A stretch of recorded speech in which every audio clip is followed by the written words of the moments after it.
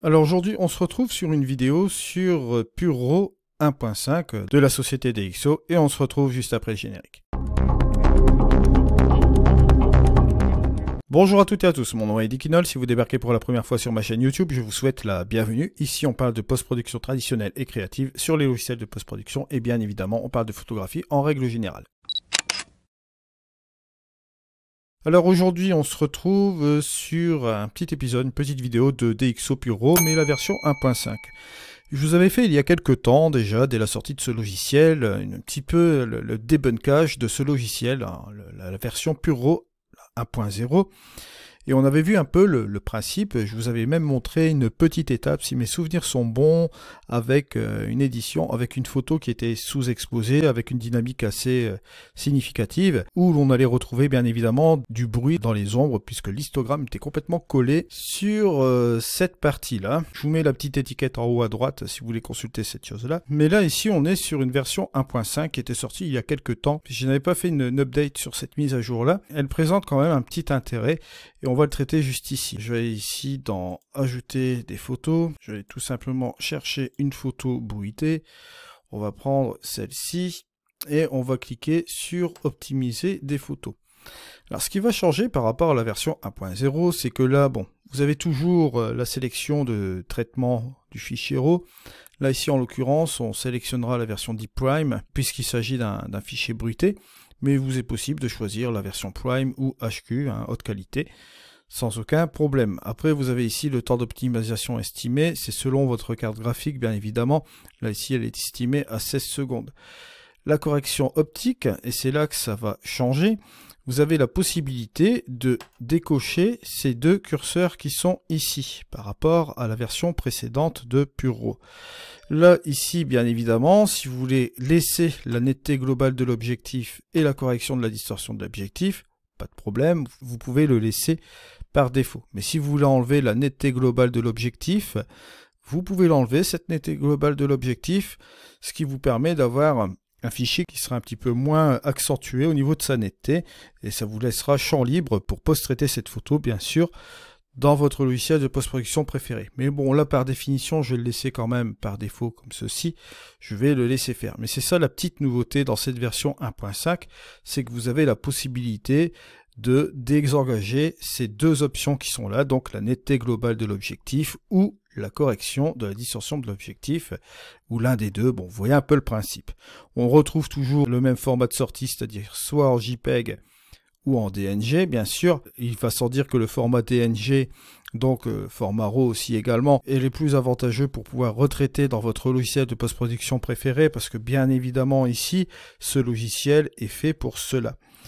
Alors, bien sûr, ensuite dans le dossier de destination, on a soit un dossier DxO dans le dossier des images originales, ou bien un dossier personnalisé, bien sûr. Donc il y aura un dossier DxO qui va être créé, vous allez voir juste ici. On va tout simplement cliquer sur optimiser et laisser faire sa petite recette. Je tenais à vous rappeler aussi également, je vais vous montrer quelque chose d'autre après qu'on aura fait cette conversion. On a ici bien sûr une exportation vers, vous allez sélectionner une exportation vers une application, vous sélectionnez votre application et boum, ça part directement dans l'application. Ou vous faites tout simplement afficher les résultats, comme je vais le faire ici bien sûr. Vous notez quand même quelque chose d'assez significatif avec ce logiciel bien sûr. Donc vous voyez que là, ça a été complètement rectifié et on peut balancer ça dans le logiciel de post-production favori, bien sûr. Vous voyez, on récupère du détail, bien sûr, on enlève le bruit, soit chrominance ou luminance, sans aucun problème. Alors, bien sûr, une fois que cela est fait, on peut fermer, bien sûr, l'aperçu. On va tout simplement cliquer sur OK. On peut reprendre aussi la main en faisant exporter vers ici. Vous sélectionnez, par exemple, l'une de vos applications ici, ou vous sélectionnez un autre logiciel. N'hésitez pas à aller voir la vidéo que j'avais faite la première fois, ça ne change pas, il y a beaucoup de choses qui ne changent pas, bien sûr. Ensuite, vous avez même la possibilité d'aller dans les préférences, ici, et vous avez l'accélération Deep Prime. Et l'accélération Deep Prime, ici, vous voyez, bon, j'ai utilisé mon GPU, hein, ma carte graphique.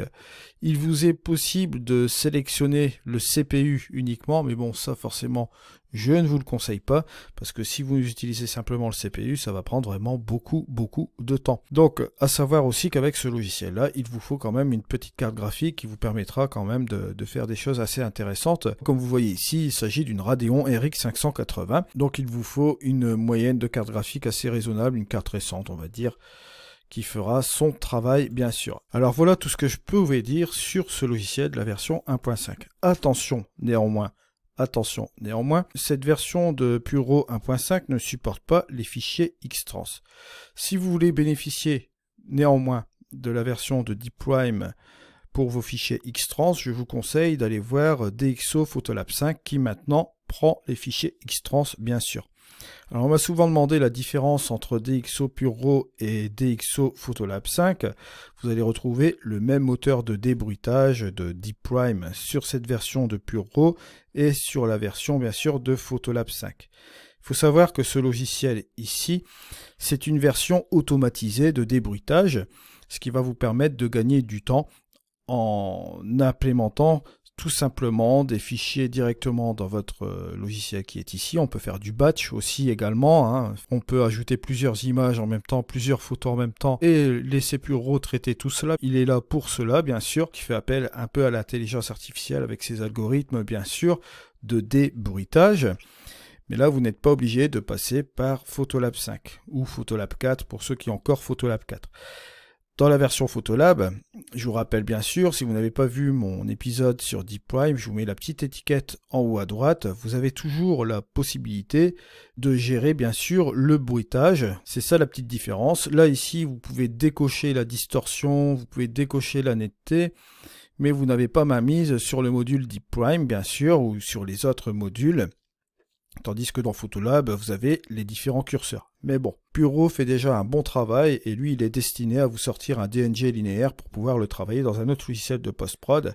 Et donc, par définition, quand vous travaillez sur un autre logiciel de post-prod, vous avez toujours la possibilité de retravailler sur différents outils.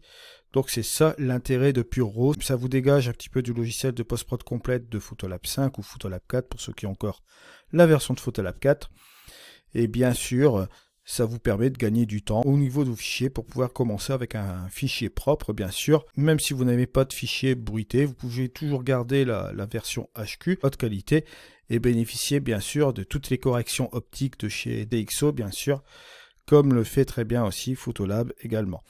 À vous de faire votre choix. Si vous décidez de passer avec Photolab 5 et d'avoir la solution complète de développement, hein, la version Elite, bien sûr, je parle bien sûr de la version Elite, ou ce programme bien sûr qui est très utile au niveau de nettoyage de fichiers RAW et commencer par un fichier propre bien sûr.